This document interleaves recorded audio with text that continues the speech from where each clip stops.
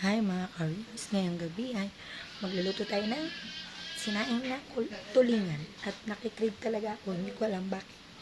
Siguro ay malapit na. Char! Ang ingredients natin ay, main ingredients natin ay tulingan na fresh at lalagyan din natin ng yung ating karning piki, tapos sibuyas, bawang at saka luya.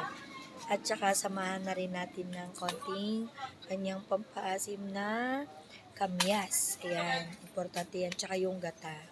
Sa huli po nilalagay ang gata niya para mas masarap ang ating sinaing. Since nahiwa na po ang ating karne, ito, ready na. Babalatan na lang po muna natin yung ating mga sibuyas, bawang, tsaka luya. Tapos itong isda natin, hiwain natin siya sa gitna. And dahil ready na po ang ating isda, nalinis na siya, nahiwa na sa gitna. Nilagyan ko na rin ng seasoning at saka asin. Nahiwa na yung mga ingredients at meron din tayong dahon ng saging. So, ang gagawin po natin is ililinya-linya, ihilera na natin yung mga ingredients dito sa kaldero. Lagyan po muna. Since wala po akong kamyas na dry, ang nilagay ko is fresh. Ayan, lagay lang natin yan. Kunting sibuyas. Tapos luya. Then, kunting bawang. Tapos, ibalot natin yung then, yung kunting karne, kunting taba. Wala. Kunting taba. Meron namang ayan. Ibalot natin yung ulo ng isda. Yun yung napanood ko sa vlog eh.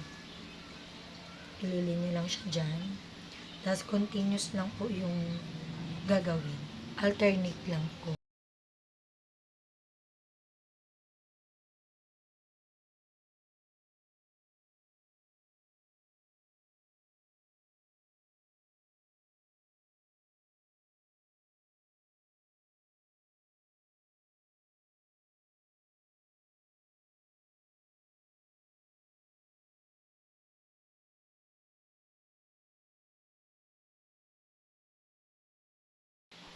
Ayan, natapos na natin siya inihilera.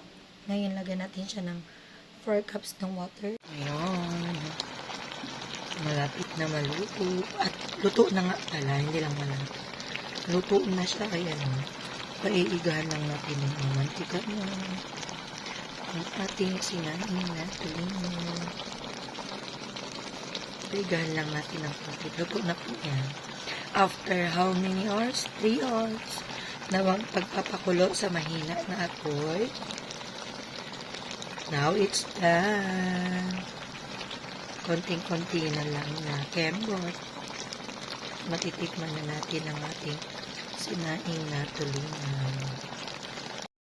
Mga ka-reels at tapos na rin niluto yung for 10 years na pagluluto ng tulingan. Ayan, iti-taste test natin. Ayan, may taba-taba, diba?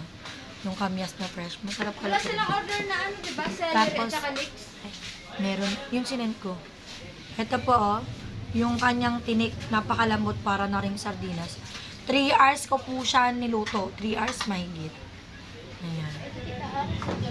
Yung tinik niya talaga, as in hindi na tinik, parang sardinas.